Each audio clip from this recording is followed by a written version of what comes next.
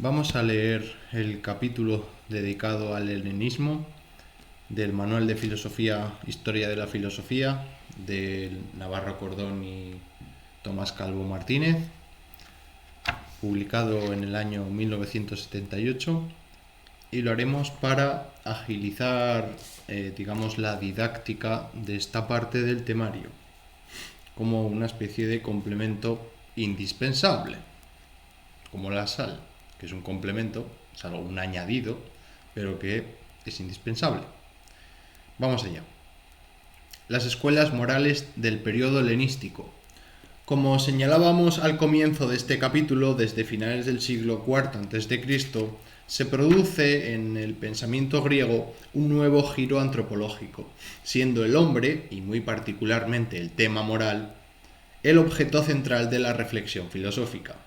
Destaca al respecto la creación en Atenas de dos nuevas escuelas que vienen a añadirse a la Academia Platónica y al Liceo Aristotélico: el llamado Jardín de Epicuro, fundado por este, y la Stoa, de donde viene el término estoicismo, fundada por Zenón de Citio. Saben que Stoa en griego significa porche. Se les llama estoicos porque daban sus clases en la Stoa Poikile, en el porche pintado.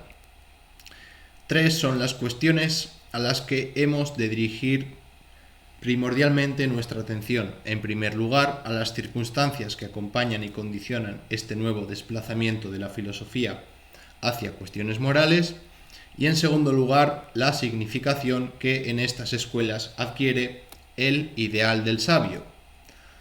Por último, las doctrinas fundamentales de ambos movimientos.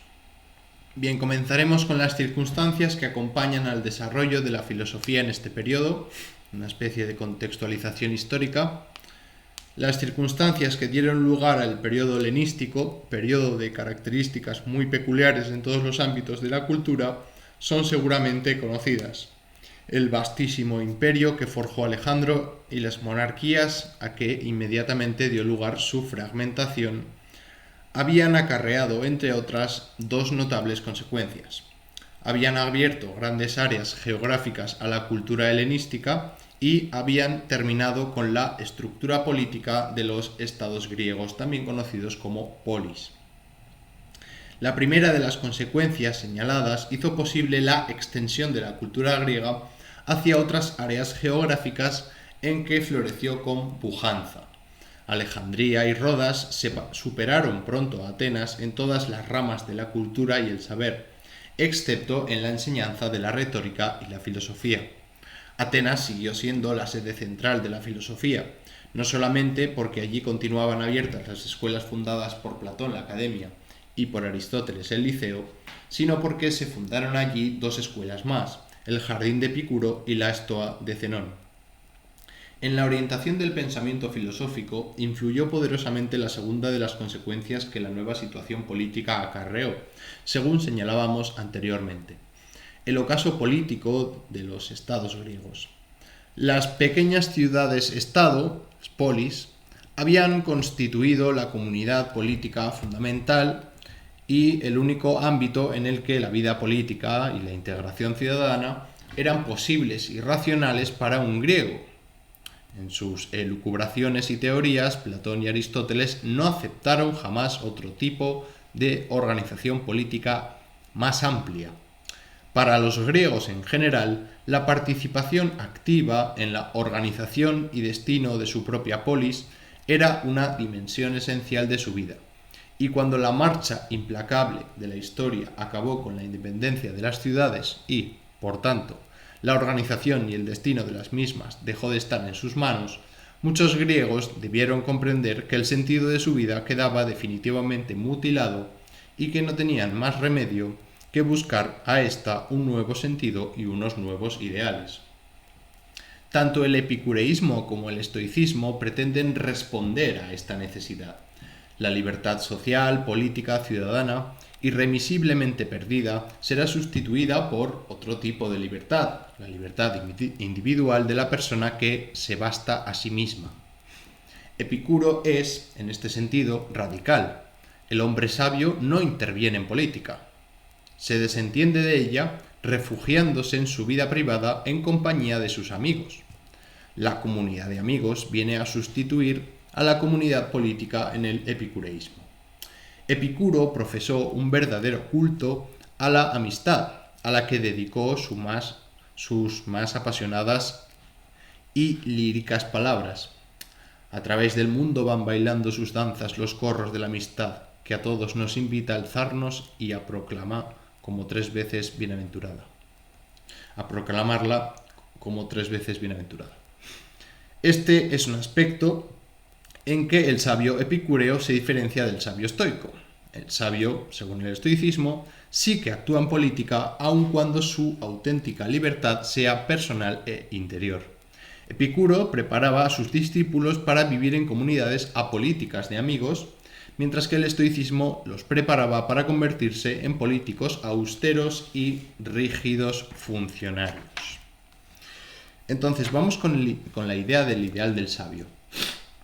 En el párrafo anterior nos hemos referido a la actitud del sabio, la actitud de un hombre sabio, la actitud que un hombre sabio adoptaría ante ciertas circunstancias según el epicureísmo y el estoicismo.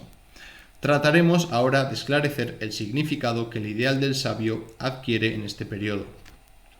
El ideal del sabio y el intelectualismo moral. A lo largo de la historia de la ética, cabe distinguir 2 formas de proponer las doctrinas morales que podemos denominar teórica y paradigmática, respectivamente. Disculpenme. La teórica puede definirse como aquella moral que expone sus normas deduciéndolas a partir de ciertos principios. Este tipo de moral se encuentra, como hemos visto, discúlpenme de nuevo, en los sofistas, Sócrates, Platón y Aristóteles, que se esfuerzan en deducir ciertas normas a partir del estudio de la naturaleza humana. Pero la moral es asunto fundamentalmente práctico, y de ahí que la teoría no baste a menudo para empujar al ser humano a comportarse de una determinada manera. Solemos decir que mueve más un ejemplo que 100 consejos. Surge así la moral que hemos denominado paradigmática, consistente en proponer modelos o ejemplos a seguir. La importancia psicológica de estos modelos ha sido siempre bien comprendida por aquellos movimientos religiosos y políticos que han pretendido atraer a los hombres. La Iglesia Católica canoniza santos como modelos a imitar, y en los últimos años hemos visto cómo grandes sectores de la juventud radicalizada de todo el mundo tomaban como símbolo y paradigma a conocidos guerrilleros y revolucionarios.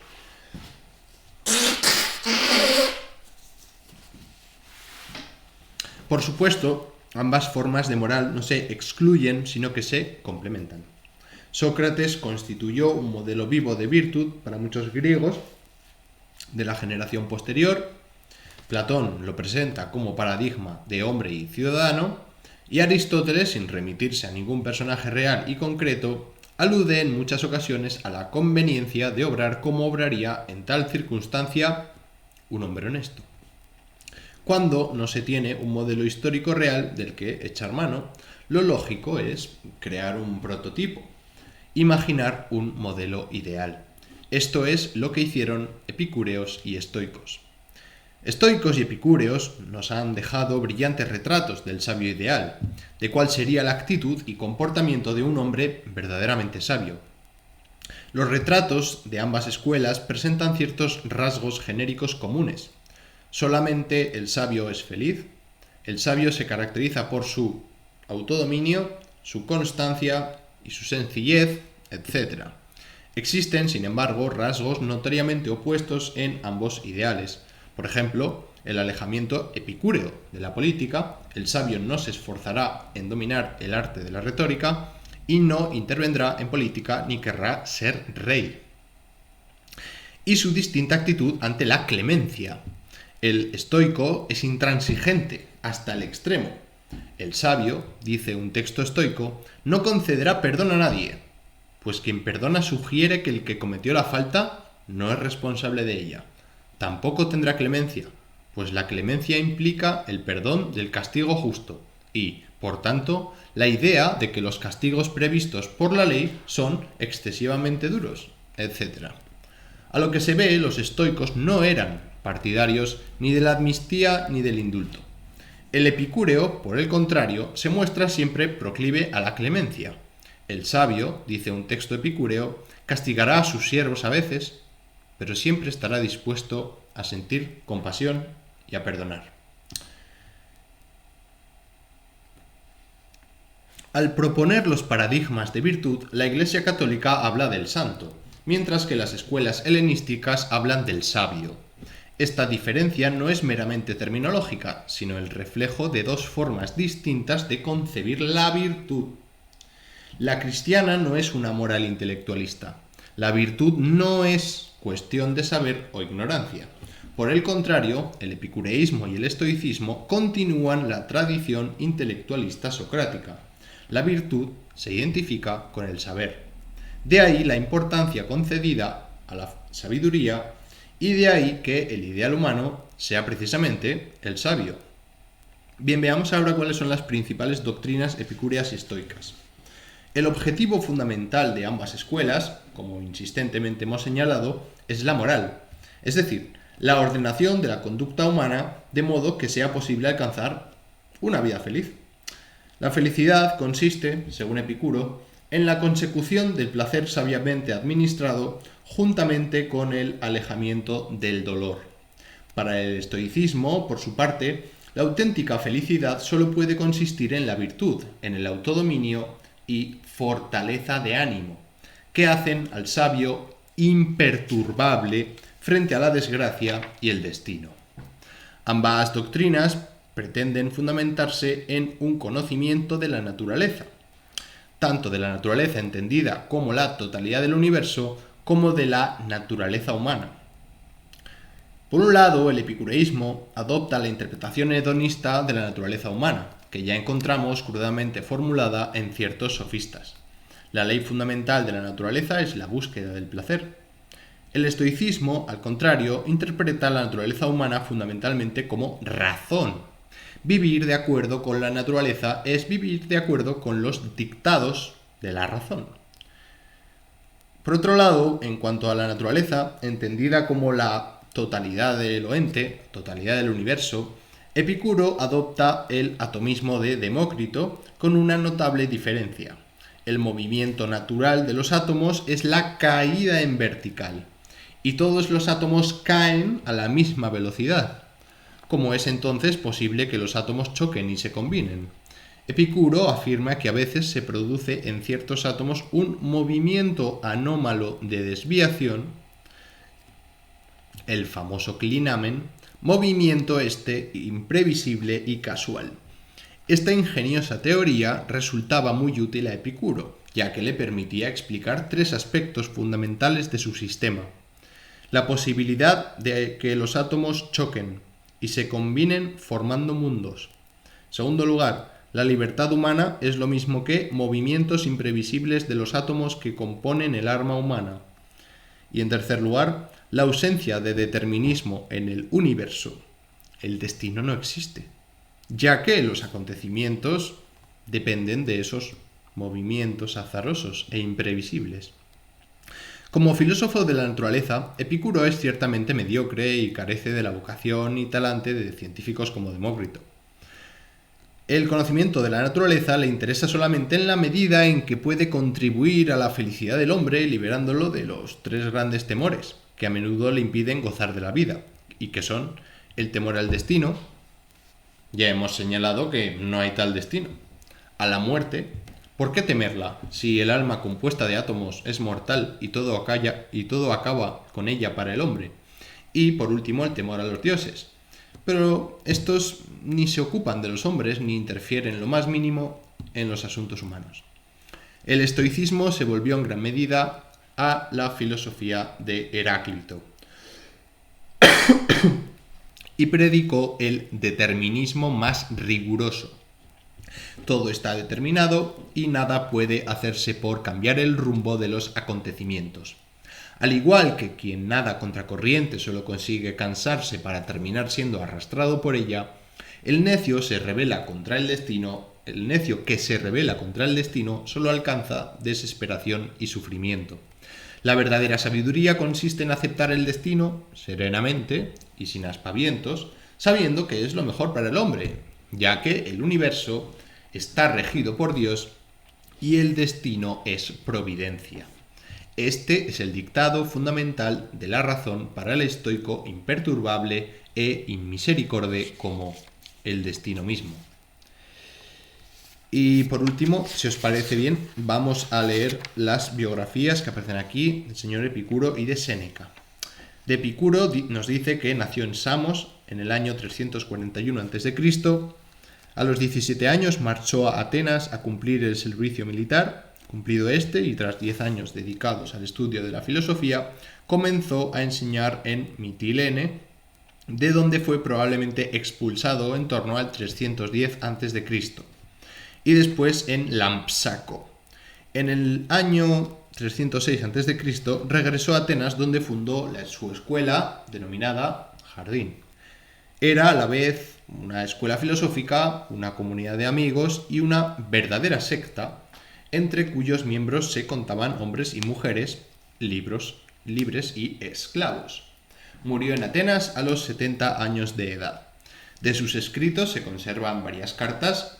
La más importante de ellas es la carta Meneceo, máximas morales y otros fragmentos, como por ejemplo el Tetrafármacon. Epicuro encontraría un continuador destacado en el poeta y filósofo latino Lucrecio. Y por otro lado, la biografía de Séneca. Nacido en Córdoba al comienzo de nuestra era, Lucio Aneo Séneca fue educado en Roma, donde vivió la mayor parte de su vida. Su carrera política conoció notables altibajos, sufriendo primero una condena bajo Calígula y después un prolongado destierro bajo Claudio. Tras ser tutor y consejero de Nerón, fue acusado en el año 65 de conspirar contra este. Se suicidó entonces por mandato del emperador. Aunque su pensamiento filosófico denota cierto eclecticismo, común por lo demás en los filósofos de esta época, es decir, que bebían un poco de todas las fuentes, ¿no? Cogían un poco de las teorías que les interesaba a ellos, Séneca sostuvo en sus líneas maestras las doctrinas del estoicismo antiguo. Su atención se centró fundamentalmente en cuestiones de tipo práctico, desentendiéndose en gran medida de las doctrinas lógicas y físicas de la Estoa.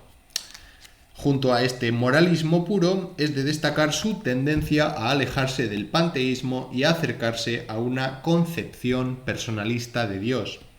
Este rasgo hizo surgir la leyenda de un Séneca cristiano que habría mantenido correspondencia con San Pablo.